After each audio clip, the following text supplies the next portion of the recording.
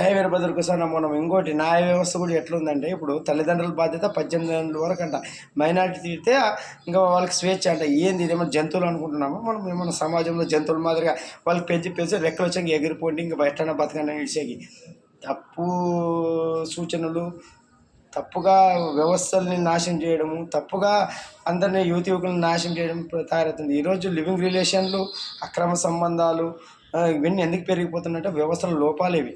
ముఖ్యంగా న్యాయ వ్యవస్థ కఠినంగా పెంచాలి. ఇప్పుడు రోజమ్మ గారు కానీ ఇంకా మిగతా వాళ్ళు చాలామంది ఆడవాళ్ళు ఏమంటారు, స్త్రీ ఎట్లన్నా బతకొచ్చు, ఒకవేళ పర వ్యక్తితో సంబంధం పెట్టుకున్న భర్త ఏమన్నా అంటే కూడా కేసులు పెట్టినా కేసు అయ్యే పరిస్థితి వచ్చింది ఇప్పుడు. అంటే ఏం దండికూడదు, తిట్టకూడదు, బాగుండాలని కూడా చెప్పకూడదు. ఇంకా పిల్లలు అంటావా మీరు బాగున్నామా 18 ఏళ్ళు దాటితే హక్కులు కోల్పోతారు తల్లిదండ్రులు. అంటే ఎక్కడ పోతుంది సమాజము, ఎక్కడ ఏంది రా కలియుగం అంటే ఇట్లుంటుంది. కలి ఆడిస్తున్న ఆట, మానవుల్ని నాశనం చేస్తున్నాడు ఆయన. అందుకే మన ఆయన వీరభగవ సంతరాలు వచ్చి అన్ని చక్కదిద్ది కలిగాని మనం ముందుకి సక్రమంగా నడిపిస్తాడు.